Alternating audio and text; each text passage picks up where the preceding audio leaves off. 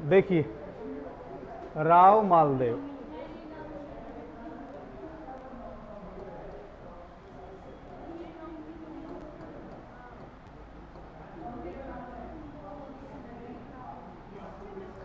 देखिए भाई इससे पहले हम चर्चा कर चुके हैं हुमायूं और शेरशाह सूरी की। हुमायूं और शेरशाह 1539 में चौसा का युद्ध,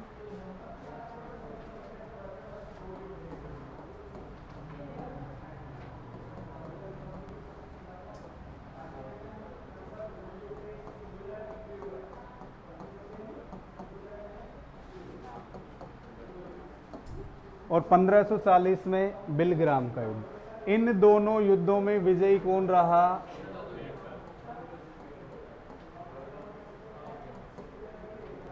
और 1540 में उन्होंने सूरवंश की स्थापना कर दी। 1540 में सूरवंश की स्थापना की। अब हुमायूं कहां चला गया? फलोदी। हुमायूं कहां है इस समय? फलोदी जोधपुर में। और 1540 में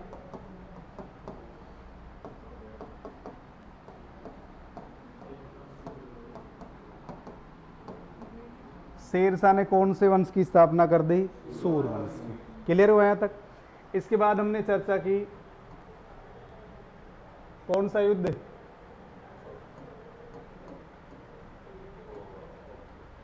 पहोबा का युद्ध 1500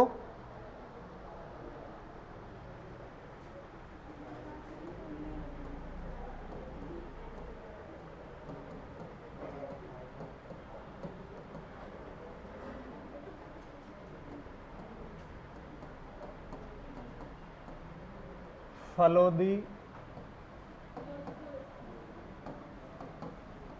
जोधपुर किस किस के मध्य हुआ ये?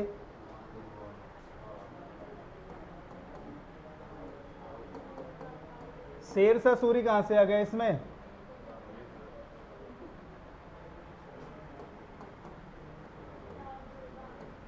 अरे राव जोधा कहां से आ गया? अरे राव नाम आते ही बस राव जोधा। राव जैत सिंह जो बीकानेर का शासक है। कहां का शासक है? बीकानेर का। ठीक है। इसके सेनापति हैं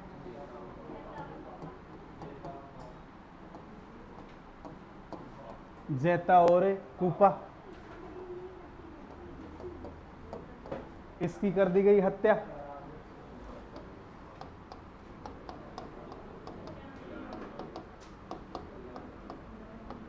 पुत्र का नाम क्या है?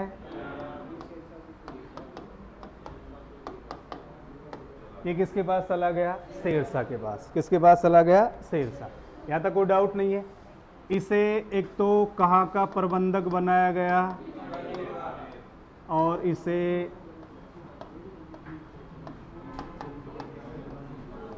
डीडवाना की जागीर भी दी गई। कहां की जागीर दी गई? डीडवाना की। अब हुमायूं दो व्यक्तियों को किसके पास भेज रहा है? मालदेव के पास। एक का नाम है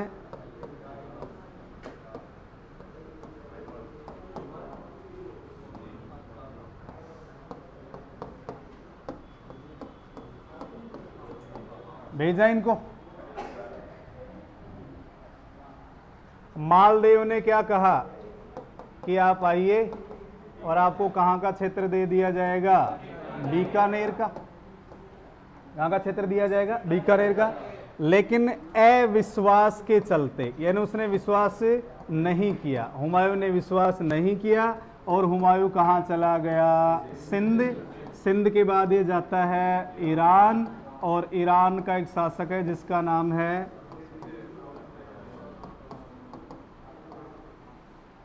इसने हुमायूं को शरण दी है। ईरान के शासक तहमास्प ने हुमायूं को शरण दी। अब ये जो कल्याणमल है, कल्याणमल के पिता की हत्या मालदेव के सेनापतियों ने की है। कल्याणमल का जो पिता है राव जैत सिंह, उसकी हत्या किसने की है? जैता और कूपा, जो किसके सेनापति हैं? राव मालदेव के। तो कल्याणमल ने इसके विरुद्ध किसके कान भरने शुरू कर दिए? शेरशाह सूरी के। अब जो युद्ध होगा गिरी सुमेल जैतरण अथवा पाली का युद्ध। क्लियर? एक बार यहां तक नोट कर लेते हैं, फिर आगे बात करेंगे। लिखिए भी, हेडिंग वही चल रहा है राव मालदेव, नहीं इसमें कोई हेडिंग नहीं है, आप तो मैं लिखवा दूंगा, लिखिए आप लाइन चेंज करके लिखो।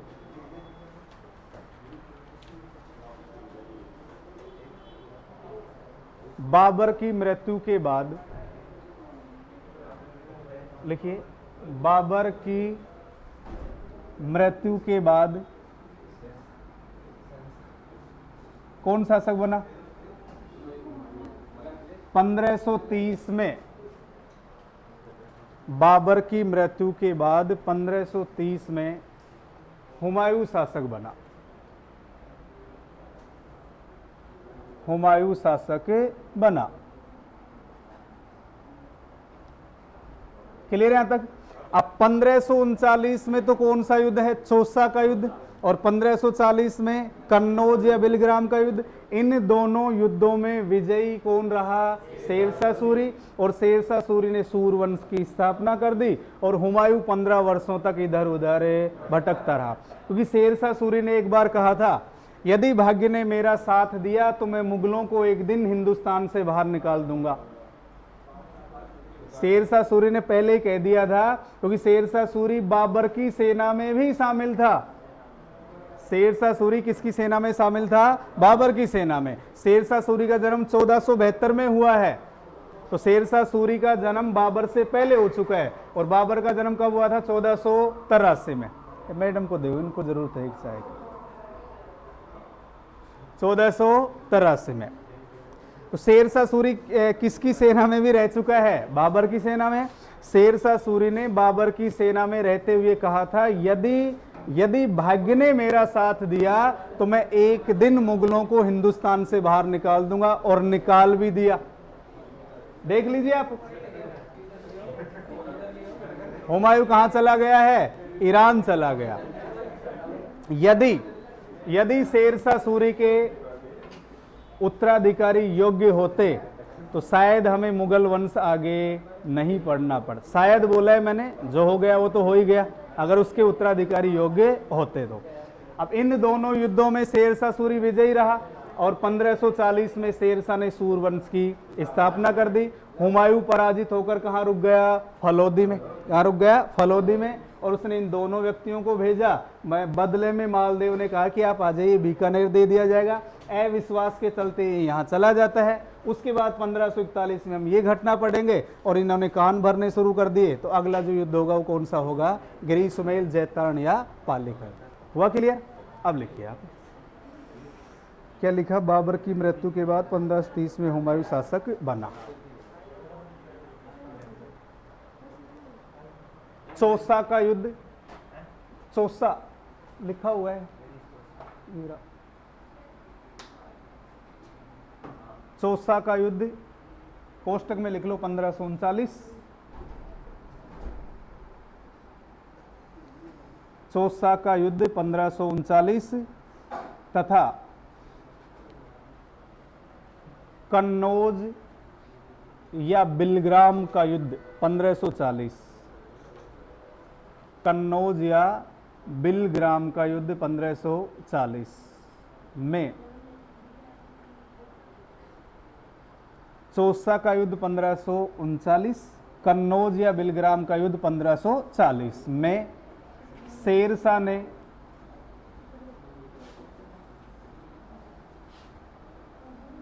हुमायूं को पराजित किया।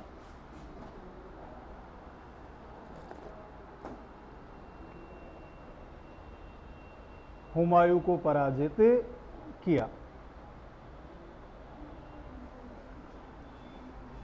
1540 में शेरशाह सूरी भारत का शासक बन गया। 1540 में शेरशाह सूरी भारत का शासक बन गया।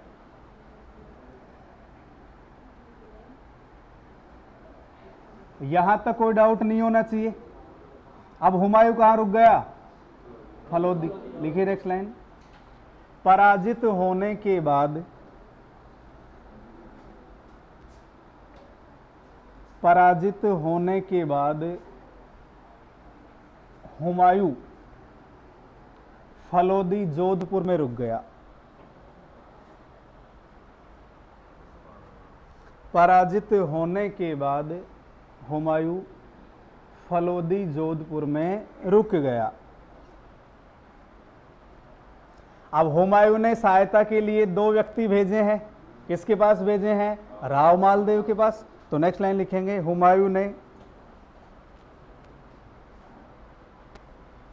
हुमायूं ने सहायता के लिए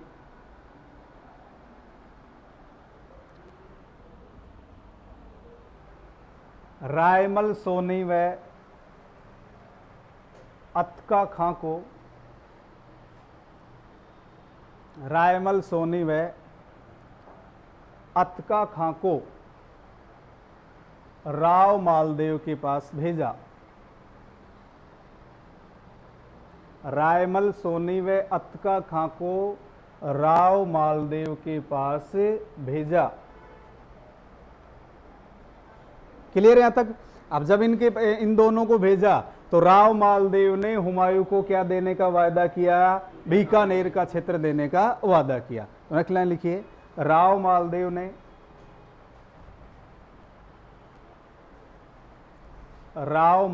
ने हुमायूं को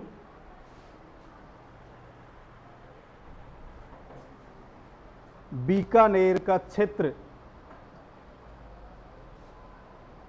देने का वादा किया।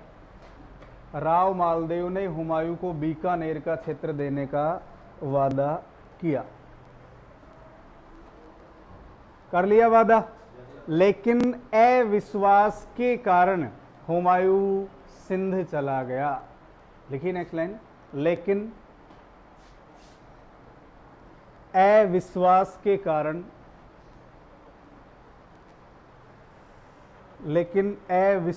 के कारण हुमायूं सिंध चला गया।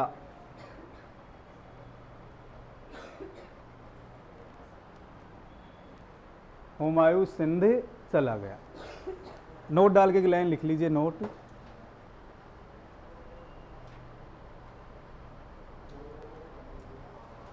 ईरान के शासक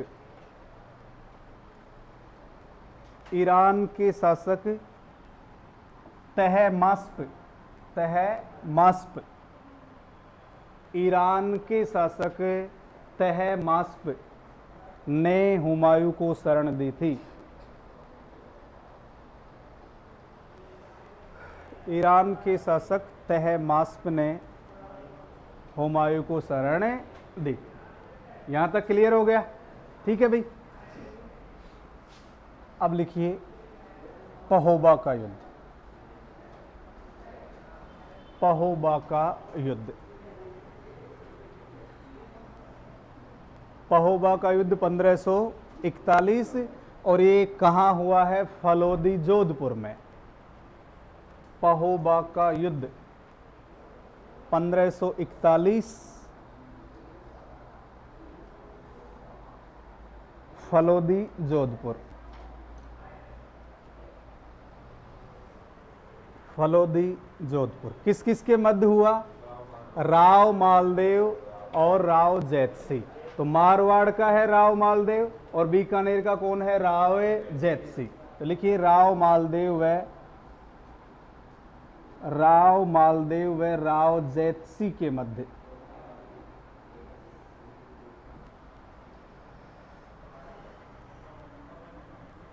राव मालदेव व राव जैतसी के मध्य। तो राव जैतसी ध्यान रखना कहाँ के हैं? बीकानेर। ठीक है भाई।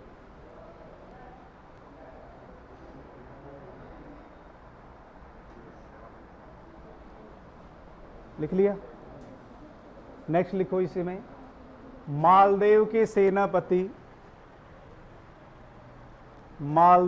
सेनापति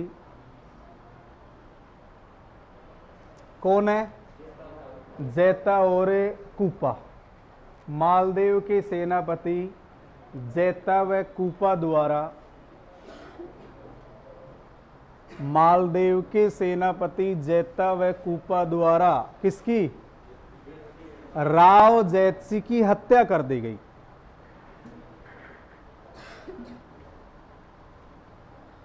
राव जैतसी की हत्या कर दी गई।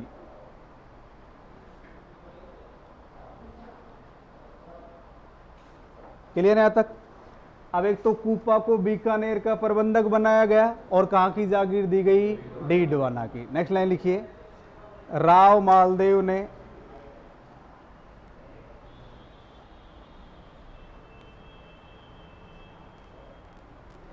कूपा को बीकानेर का प्रबंधक बनाया। राव मालदेव ने कूपा को बीकानेर का प्रबंधक बनाया तथा डीडवाना की जागीर दी गई। डीडवाना की जागीर दी गई।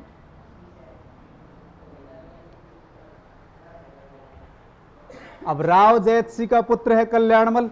कल्याणमल किसके पास चला गया? शेरशाह सूरी के पास, और उसके विरुद्ध कान भरने शुरू कर दिए। तो नेक्स्ट लाइन लिखेंगे, राव जैतसी का पुत्र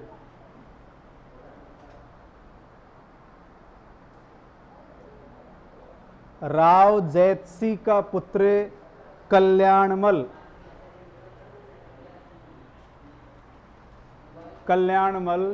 शेरशाह सूरी के पास चला गया।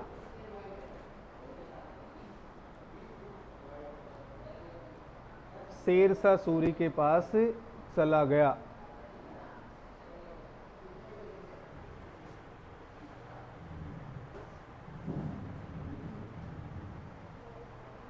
अब हम बात करते हैं कौन सा युद्ध?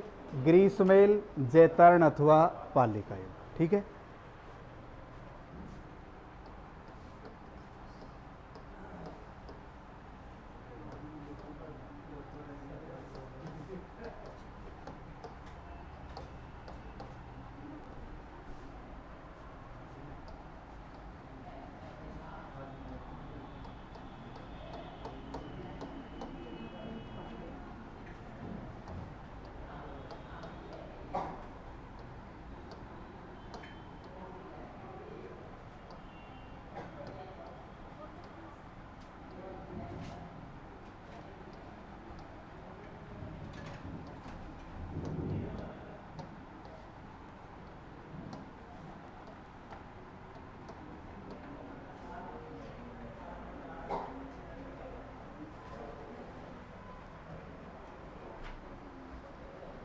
ग्रीष्मेल, जैतरण अथवा पाली का युद्ध, और ये कब हुआ है? 5 जनवरी 1544।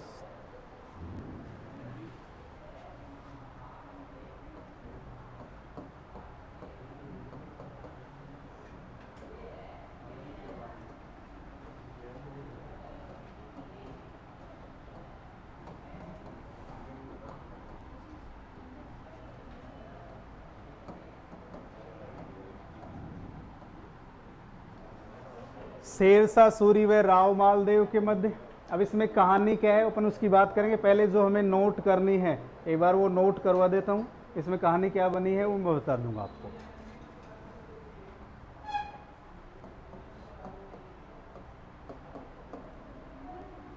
अविश्वास के कारण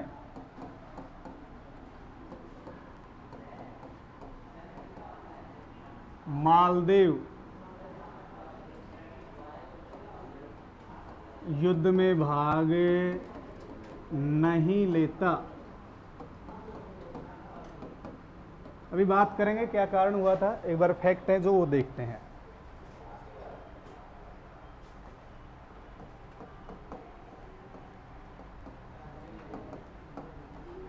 जैता व कूपा ने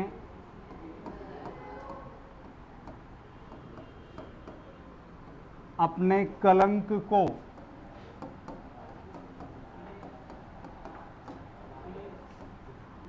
मिटाने के लिए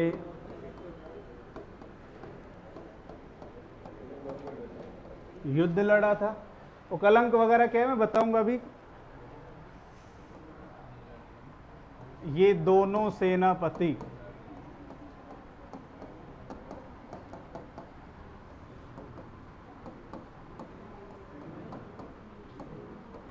मारे गए। दोनों सेनापति युद्ध में मारे गए। एक इतिहासकार है जिसका नाम है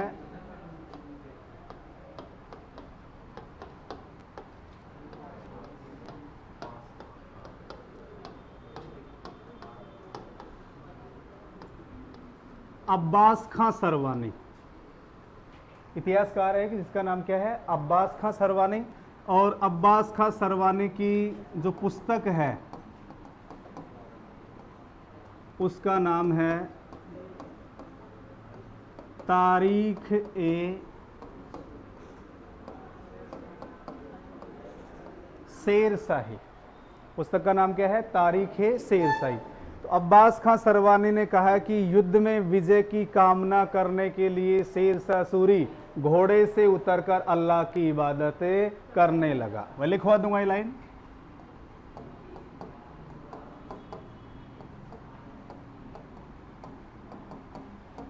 ठीक है।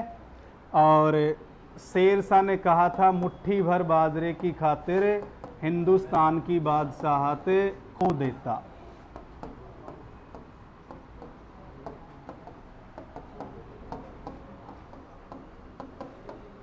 अब देखिए भाई, अब इन दोनों में युद्ध हुआ। एक तो डेट याद रखनी, इसकी कई बार एग्जाम में पूछा जा चुका है, डेट पूछी जा चुकी है, ध्यान रखेंगे। 5 जनवरी 1544। इस युद्ध के 3 नाम हैं, गिरी सुमेल, जैतारण अथवा पाली का युद्ध। किस किस के मध्य हुआ, शेरशाह सूरी व राव मालदेव। यद्यपि राव मालदेव ने इस युद्ध में भाग ही नहीं लिया, राव मालदेव ने इस युद्ध में भाग नहीं, जैसे अपन पढ़ते हैं हल्दी घाटी का युद्ध अकबर और महाराणा प्रताप, बाकी अकबर ने युद्ध में भाग लिया ही नहीं था, मान सिंह और प्रताप के मध्य हुआ था। अब इस युद्ध में अविश्वास की स्थिति क्या ही देखिए, तो डेरे बने हुए थे इनके अलग अलग।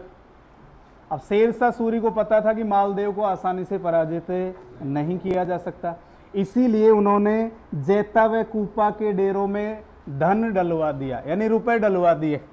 और मालदेव के पास एक पत्र भेजा गया कि जिन सेनापतियों के दम पर आप मुझे पराजित करना चाहते हो या मेरे से लड़ना चाहते हो वो दोनों बिक चुके हैं, मैंने उनको खरीद लिया है। अगर विश्वास नहीं हो उनके डेरे जाके चेक कर लीजिए। डेरे चेक किए गए तो उनमें पैसे मिले। अब कुछ तो मानते हैं कि 10-10 हज़ार डलवाए थे, कुछ मानते हैं 20 हज़ार डलवाए थे, वो अलग अलग मत है, लेकिन रुपए डलवा दिए मानिए आप। तो अब ये पत्र पढ़ करके मालदेव यहाँ से हो गए फरार। फरार होने ही थे, कारण क्या है, क्योंकि मानते हैं कि ये अविश्वास था, विश्वासघात किया है शेरशाह सूरी ने, लेकिन मालदेव को पता थोड़ी था कि विश्वासघात है। व्यक्ति की इमेज का, व्यक्ति के विचारों का कोई अंदाजा नहीं लगाया जा सकता। हो सकता है कि पैसे के दम पर खरीद लिया गया हो। अब मालदेव ने इस युद्ध में भाग ही नहीं लिया, तो अगर मालदेव इस युद्ध में शामिल होता तो युद्ध के परिणाम शायद ही दूसरे होते, क्योंकि खुद शेरशाह सूरी ने, ये देखो अल्लाह की इबादत कर रहा है और मुट्ठी भर बाजरे की खातिर हिंदुस्तान की बादशाह खो देता। यानी इन दोनों ने अपने अपमान को धोने के लिए, अपने कलंक को धोने के लिए युद्ध लड़ा है। नहीं, ये भी फरार हो सकते थे। जब मालदेव युद्ध के मैदान से चला गया, युद्ध में भाग ही नहीं लिया, ये दोनों भी जा सकते, लेकिन इन्होंने अपने कलंक को धोने के लिए। तो पहले व्यक्ति देखो, ज़्यादातर नहीं लेकिन 90% व्यक्ति अपने ईमान पर कायम रहता था। आज 100 रुपए के लिए व्यक्ति सौगन सांस उठा लेता है, किसी की भी सौगन आप उससे उठवा लीजिए कि हाँ मैंने ऐसा नहीं किया। और पहले व्यक्ति 1 रुपए की क्यों ना बात हो, वो अपने ईमान पर कायम रहता था। आज ईमान वाली कोई बात नहीं है। अब अब्बास खां सरवानी ने क्या कहा कि शेरशाह सूरी युद्ध में विजय की कामना करने के लिए घोड़े से उतरकर अल्लाह की इबादत करने लगा। ऐसा एक उदाहरण आता है औरंगजेब का। औरंगजेब भी ऐसा ही शासक था। युद्ध के दौरान जब उसकी नमाज का समय हुआ, घोड़े से उतरकर तलवार रख करके युद्ध के मैदान में नमाज पढ़ने लगा। कौन था? औरंगजेब। अब इस युद्ध के बाद मालदेव कहां शरण लेता है? मालदेव शरण लेता है सिवाना बाड़मेर में। मालदेव कहां शरण लेगा? सिवाना बाड़मेर। सिवाना बाड़मेर को मारवाड़ के राजाओं की शरण स्थली कहा जाता है। देखिए इसके बाद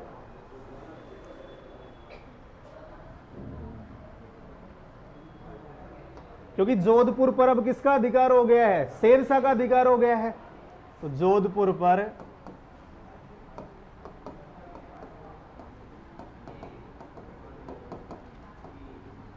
शेरशाह सूरी का अधिकार हुआ।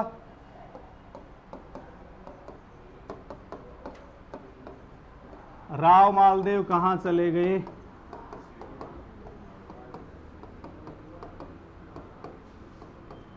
सिवाना बाड़मेर। ये जो सिवाना बाड़मेर है, इसे एक तो कहा जाता है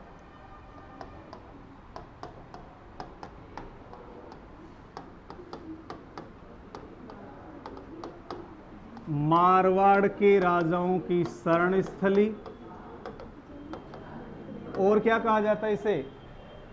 जालोर दुर्ग की कुंजी। सिवाना दुर्ग को क्या कहा जाता है? जालोर दुर्ग की कुंजी।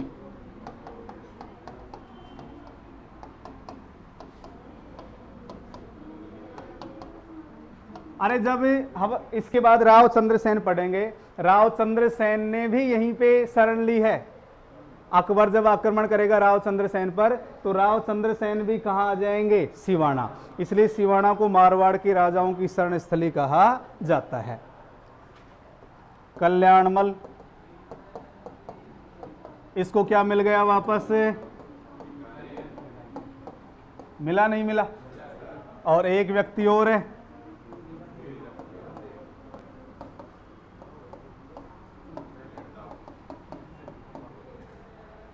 इसको वापस क्या मिला? क्लियर यहां तक? इसके बाद देखिए,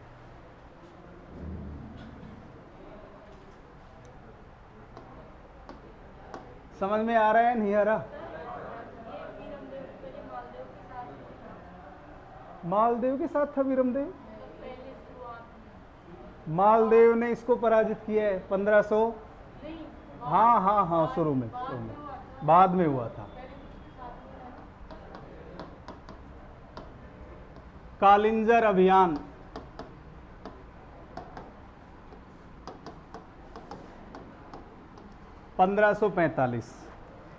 शेरशाह सूरी ने कालिंजर के शासक कीरत सिंह पर आक्रमण किया। देखो अपन दोनों मिक्स में पढ़ रहे हैं, मानता हूं एक दो लाइन अपन इंडिया की यहाँ साथ साथ देख रहे हैं, लेकिन अपन जोड़ करके पढ़ रहे हैं उन घटनाओं को। तो यहां का शासक हुआ करता था कीरत सिंह। शासक कौन था? कीरत सिंह। इसके विरुद्ध अभियान कौन कर रहा है? शेरशाह सूरी। ये शेरशाह सूरी के जीवन का अंतिम अभियान था, और इसी अभियान के दौरान 22 मई 1545 में शेरशाह सूरी का देहांत हुआ। 22 मई 1545 में शेरशाह सूरी का देहांत हुआ। जैसे ही शेरशाह सूरी का देहांत हुआ, 1545 में राव मालदेव ने पुनः कहां अधिकार कर लिया? जोधपुर पर। राव मालदेव ने वापस जोधपुर पर अधिकार कर लिया। इसके बाद 1557 में एक युद्ध होता है, हरमाड़ा का युद्ध। वो पहले भी था। 1557 में एक युद्ध हुआ, हरमाड़ा। और इस युद्ध में कौन कौन आमने सामने हैं? उदय सिंह। उदय सिंह कहां का शासक है? मेवाड़ का शासक है। उदय सिंह का शासनकाल है 1540 से 1572। शासनकाल क्या है? 1540 से 1572। और एक तरफ कौन है? राव मालदेव इस युद्ध में रहा विजयी। हरमाड़ा, नागौर, इस युद्ध में विजयी कौन रहा? मालदेव। और 1562 में राव मालदेव की मृत्यु। मालदेव ने अपने बड़े पुत्र राम और उदय सिंह के स्थान पर अपने तीसरे नंबर के पुत्र राव चंद्रसेन को उत्तराधिकारी घोषित कर दिया। राम और उदय सिंह अकबर की सेवा में चले गए। तो इसके बाद बात करेंगे अपन, नया शासक आएगा वो कौन होगा? राव चंद्रसेन। मारवाड़ का प्रताप, प्रताप का अग्रगामी, मारवाड़ का विस्मृत नायक और मारवाड़ का भूला विसरा राजा, अन्य नामों से जाना जाता है उन्हें। उनके बारे में बात करेंगे। एक बार ये और नोट कर लें, कोई हाजी खां पठान था, हाजी खां पठान। उसने उदय सिंह पर आक्रमण किया था और इसने इसकी फिर सहायता की थी। हाजी खां पठान की सहायता की थी। लिखो, गिरी सुमेल, जैतारण अथवा पाली का युद्ध 5 जनवरी 1544। लिखिए भी। शेरशाह सूरी व राव मालदेव के मध्य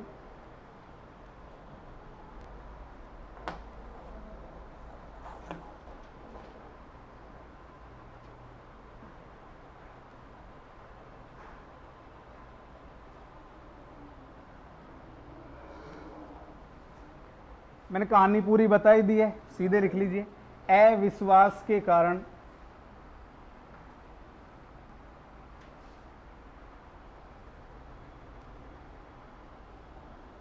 राव मालदेव ने युद्ध में भाग नहीं लिया।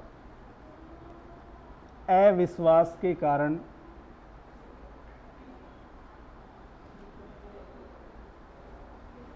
राव मालदेव ने युद्ध में भाग नहीं लिया। जैता व कूपा युद्ध में वीरगति को प्राप्त हुए। जैता व कूपा युद्ध में वीरगति को प्राप्त हुए।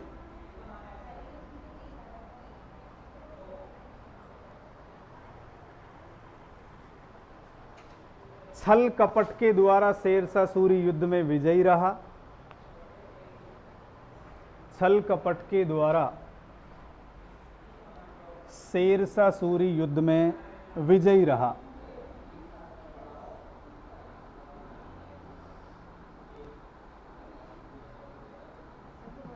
छल कपट के द्वारा शेरशाह सूरी युद्ध में विजयी रहा। क्लियर। अब्बास खां सरवानी ने अब्बास खां सरवानी ने अपनी पुस्तक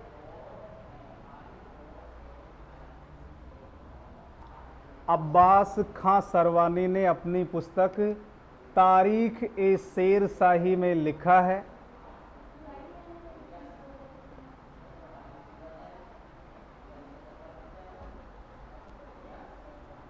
अब्बास खां सरवानी ने अपनी पुस्तक तारीख ए शेरशाही में लिखा है, युद्ध में विजय की कामना करने के लिए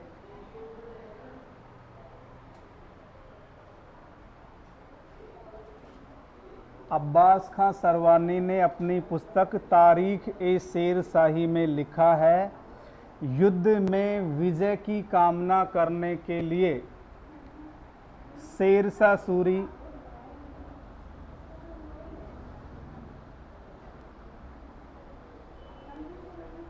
घोड़े से उतरकर अल्लाह की इबादत करने लगा।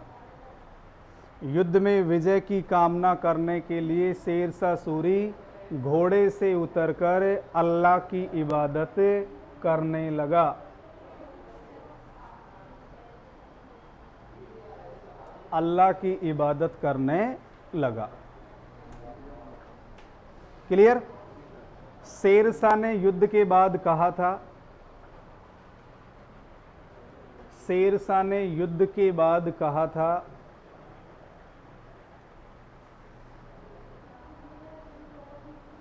मैं मुट्ठी भर बाजरे की खातिर मैं मुट्ठी भर बाजरे की खातिर हिंदुस्तान की बादशाहत खो देता।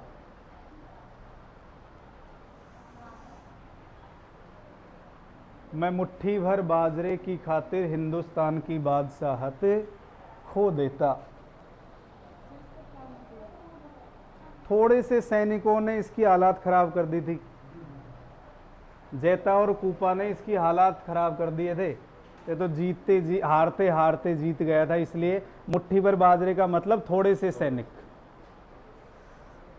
शेरशाह सूरी का जोधपुर पर अधिकार हो गया।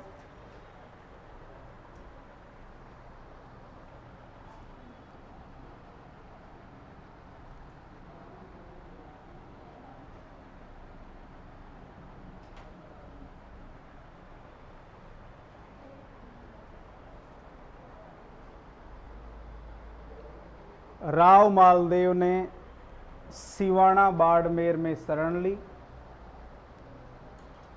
राव मालदेव ने सिवाना बाड़मेर में शरण ली। सिवाना को मारवाड़ के राजाओं की शरण स्थली। सिवाना को मारवाड़ के राजाओं की शरण स्थली तथा सिवाना को मारवाड़ के राजाओं की शरण स्थली तथा जालोर दुर्ग की कुंजी कहा जाता है।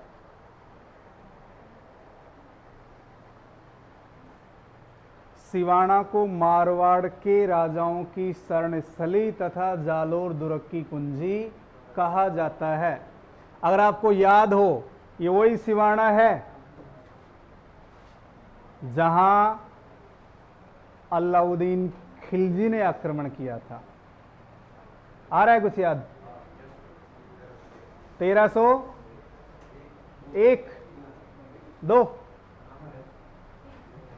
3, फिर 2022 ही बता दो ना। दिल्ली से आप जालोर जाओगे तो बीच में पड़ेगा सिवाना, इसलिए कुंजी जोड़ने वाला। जैसे तारागढ़ को कहा जाता है ना राजस्थान का जिब्राल्टर। अरे 1308 में अलाउद्दीन खिलजी ने सिवाना पर आक्रमण कब किया था? 1308 में। 1308 में इस समय सिवाना का शासक हुआ करता था शीतल देव या सातल देव, जो कानर देव चौहान का भतीजा है। किसका भतीजा था? कानर देव चौहान का। और इस दुर्ग पर अधिकार करने के बाद अलाउद्दीन खिलजी ने सिवाना का नाम बदलकर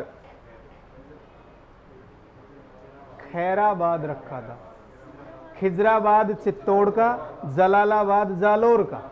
जालोर का जलालाबाद 1311 में, 1303 में चित्तौड़ का खिजराबाद और 1308 में सिवाना का नाम बदलकर क्या रखा गया था? खैराबाद। यहाँ का शासक कौन हुआ करता था? शीतल देव या सातल देव, जो कानर देव चौहान का भतीजा था। क्लियर? इसके बाद लिखिए, अब कल्याणमल को तो बीकानेर और वीरम देव को कौन सा क्षेत्र मिल गया? मेड़ता। लिखिए, कल्याणमल को बीकानेर, कल्याणमल को बीकानेर तथा वीरम देव को मेड़ता वापस मिल गया। वीरम देव को मेड़ता वापस मिल गया।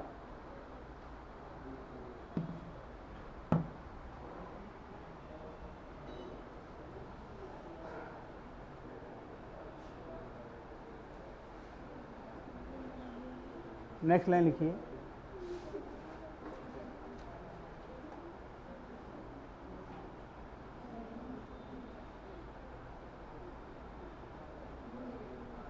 कालिंजर अभियान के दौरान, कालिंजर अभियान के दौरान 22 मई 1545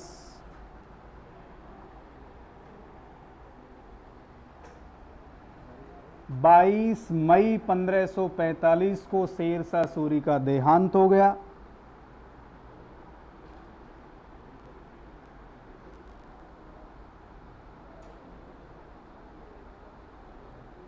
22 मई 1545 को शेरशाह सूरी का देहांत हो गया।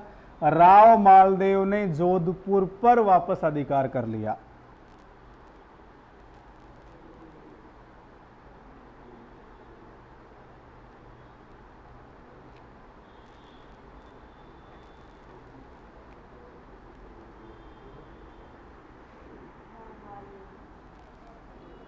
जोधपुर पर वापस अधिकार कर लिया। ठीक है, क्या कह रहे हो? कीरत सिंह के विरुद्ध कुछ तो मानते हैं कि उसके दरबार में एक नृत्य करने वाली महिला थी, शेरशाह सूरी उसे प्राप्त करना चाहता था।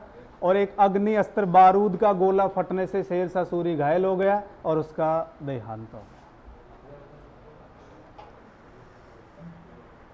1557 में, नेक्स्ट लाइन लिखो, 1557 में राव मालदेव ने 1557 में राव मालदेव ने हरमाड़ा के युद्ध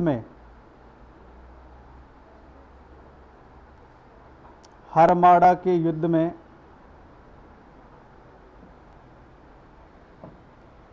मेवाड़ के शासक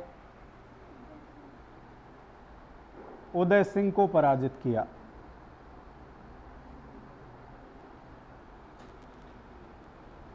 मेवाड़ के शासक उदय सिंह को पराजित किया।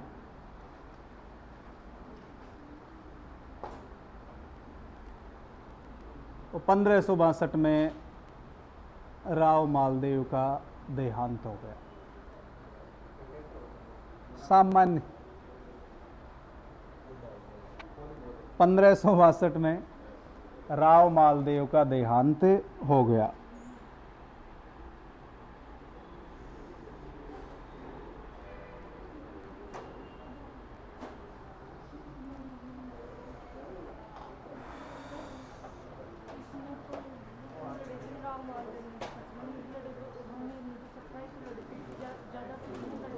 किसने?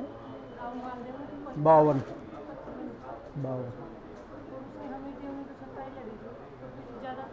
हाँ, ये क्या है जो 52 है ना, ये कुछ छोटी मोटी घटनाएं मानी जाती हैं। अब जैसे अपन महमूद गजनवी के बारे में पढ़ते हैं कि उन्होंने भारत पर 17 आक्रमण किए, तो 17 का मतलब कोई 17 कोई वैसे बड़े युद्ध नहीं है, कहीं छोटा सा भी आक्रमण हो गया, जैसे लूट खसोट हुई, लूटपाट हुई, उसको भी आक्रमण का नाम दे दिया गया ऐसे। हाँ, अब हम बात करते हैं राव चंद्रसेन। मारवाड़ का प्रताप, मारवाड़ का विस्मत नायक, मारवाड़ का भूला बिसरा राजा और प्रताप का अग्रगामी। देखिए,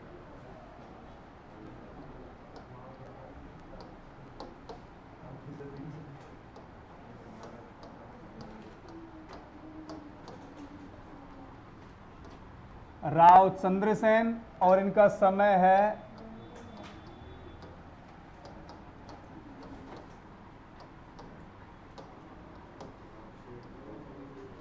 1562 से 1581।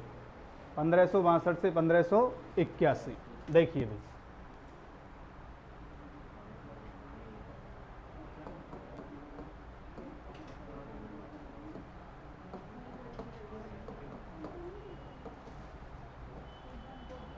मालदेव के पुत्र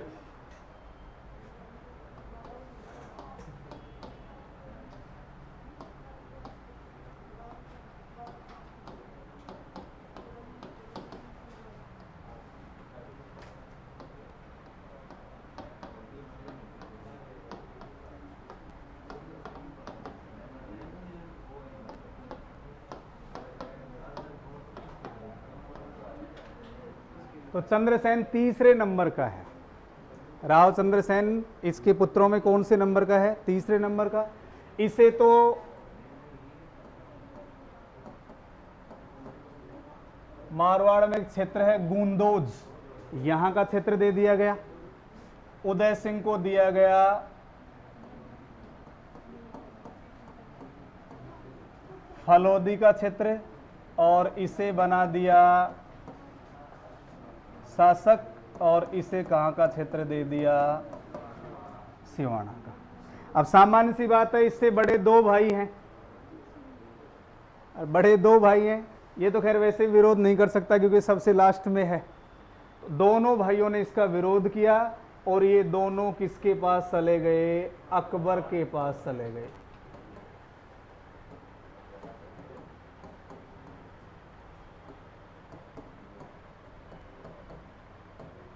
क्योंकि हम बात करेंगे, उदय सिंह मारवाड़ का पहला शासक था जिसने मुगलों की अधीनता स्वीकार की और मुगलों के साथ वैवाहिक संबंध स्थापित किए।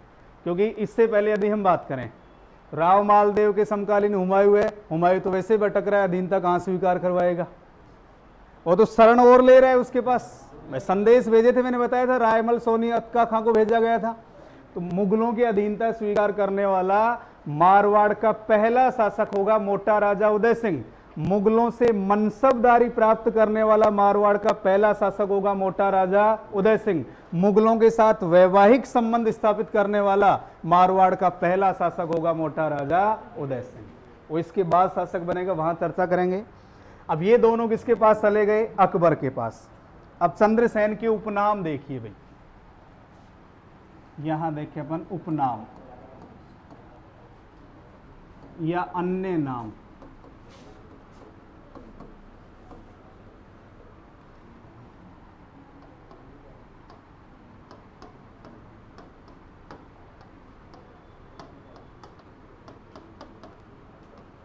मारवाड़ का प्रताप,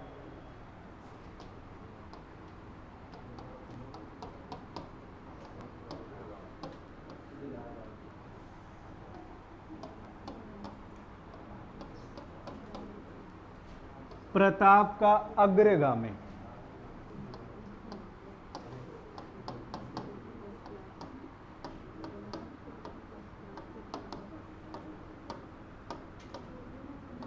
प्रताप का पथ प्रदर्शक,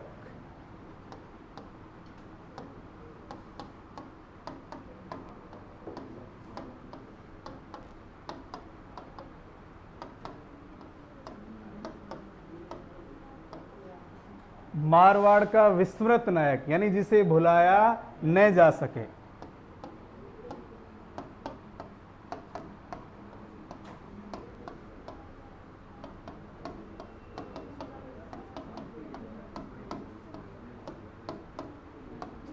लेकिन मारवाड़ का ऐसा शासक जिसे भुला दिया गया, भूला बिसरा राजा। जो स्थान मेवाड़ के इतिहास में महाराणा प्रताप का है, वो स्थान मारवाड़ में राव चंद्रसेन का नहीं है। इसलिए ये अन्य नाम है, मारवाड़ का प्रताप, प्रताप का अग्रगामी, प्रताप का पथ प्रदर्शक, मारवाड़ का विस्मृत नायक और मारवाड़ का भूला बिसरा राजा। एक इतिहासकार है,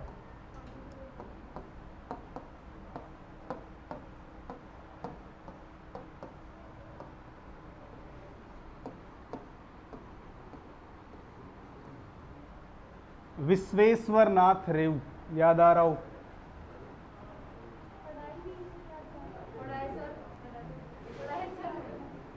मारवाड़ के इतिहास का पहला पन्ना खोल के देखो एक बार।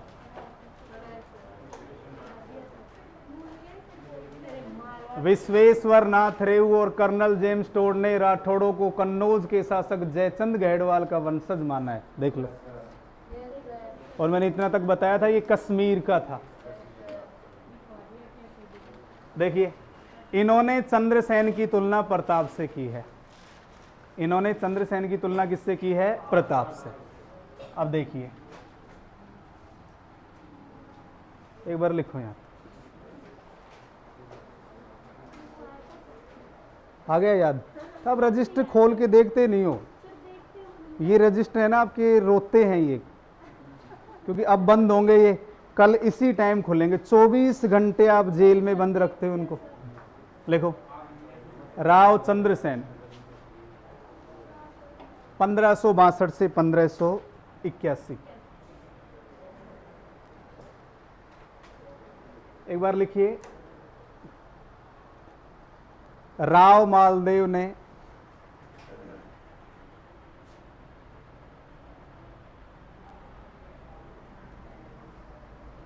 अपने तीसरे पुत्र, राव मालदेव ने अपने तीसरे पुत्र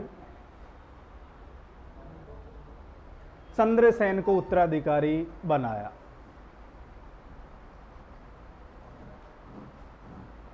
चंद्रसेन को उत्तराधिकारी बनाया।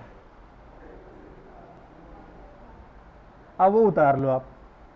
मालदेव के पुत्रों के नाम है, कौन कौन सा क्या क्षेत्र दिया गया है? तो राम, इसको गुंदोज का क्षेत्र दिया गया, उदय सिंह को फलोदी, चंद्रसेन को शासक बनाया गया, और रायमल को कौन सा क्षेत्र दिया गया? सिवाना।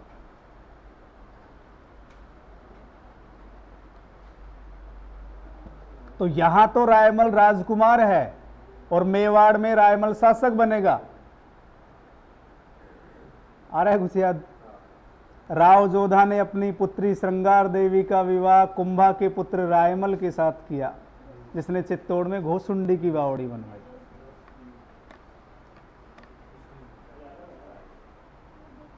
ये अलग है, ये मारवाड़ का है, और ये तो शासक नहीं बना, ये तो राजकुमारी है। वहां कुंभा का पुत्र रायमल शासक बना था।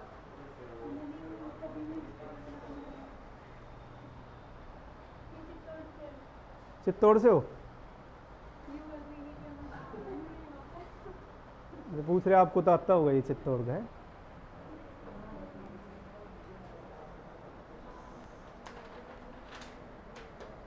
तो ऐसे आप जोश में बैठा करो, चित्तौड़ से हो, जैसे लगे कि हाँ महाराणा प्रताप से की धरती से आए हुए हैं। अब तो ऐसे बैठते हो जैसे भारमल की धरती से हो। मारवाड़ का देखो, इतना तो है, यानी मेवाड़ का नाम आते एक अलग भावना तो पैदा होती है, निश्चित है। ये लिखिए, राम और उदय सिंह अकबर की सेवा में चले गए।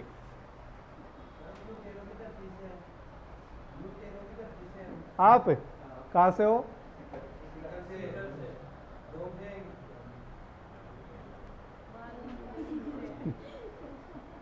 अब वर्तमान में तो सब जगह यही हालात हैं। राम और उदय सिंह किसकी सेवा में चले गए? अकबर की सेवा में चले गए। ये लिख लीजिए, राव चंद्रसेन के उपनाम या अन्य नाम। राव चंद्रसेन के उपनाम या अन्य नाम।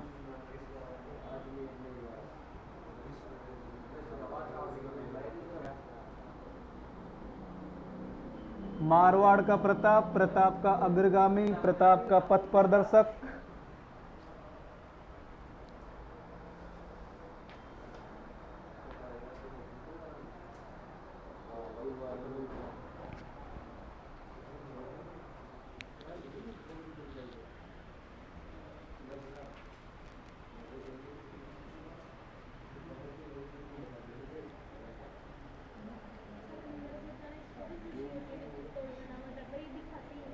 अच्छा